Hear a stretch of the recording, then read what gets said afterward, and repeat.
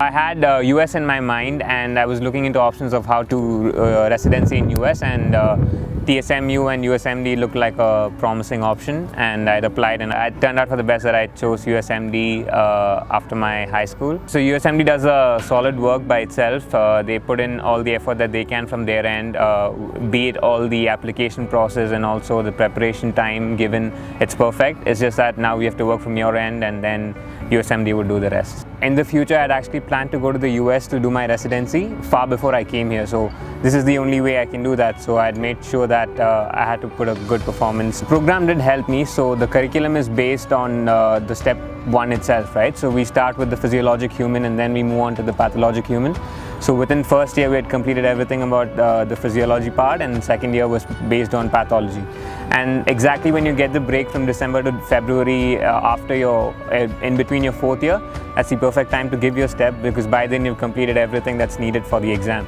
So, so the best way to prepare for STEP would be to start very, very early, because there's a lot of information, and the best way you can retain everything is if you start early and you space it out. So you start learning from the first day of college. You learn for your classes very well. Don't try to take shortcuts. Learn for your classes, use your textbooks, create a really good foundation, and then when the time comes, start doing a lot of questions. So I started doing questions at around November. That's when the break started, and I used Kaplan for the first half, and then from January onwards, I started doing a lot of UWorld and NBME practice tests, and I was ready by around March, but because of all the delays due to COVID, I had to wait till around June to give my exam. When I came here, I was completely blank, and I was guided by all the professors here and there, but mainly it was the seniors who had passed out and who were my direct seniors who were still studying. They helped me a lot through it. And the fact that we use the same textbooks to study here was also of great help.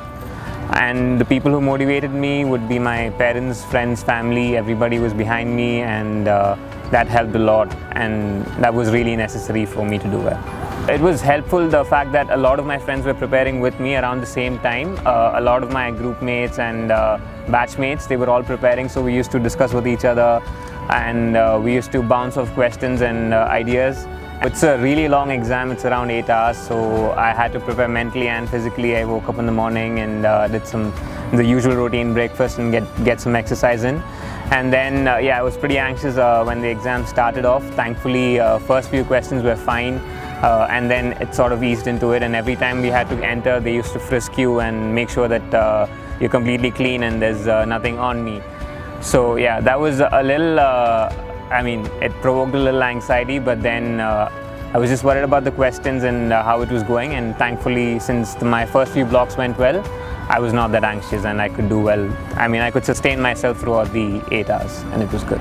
So as of now, I'm planning to give Step 2 CKA in about 3 or 4 months from now, and hopefully if that goes well, I'm trying to strengthen my resume with some letters of recommendations from US and get some clinical practice probably from Emory for around 2 months or 4. And then if all goes well, I'll be doing my residency in US in 2 years from now, and that's the dream. So obviously the most sought after places would be Johns Hopkins, Mayo and Harvard, and Emory itself ranked very high in the list of good hospitals in US, so Emory is right up there. So start really early, prepare for all your classes on time, use the textbooks and create a great foundation, and make sure that you have a schedule in place for your dedicated period, because it's really important. Some days you wake up and you don't feel like studying, but if you have a schedule in place, you'll really know what to do. So yeah, make sure from the day one onwards you have a schedule in place, and you go work according to it, and it'll be fine.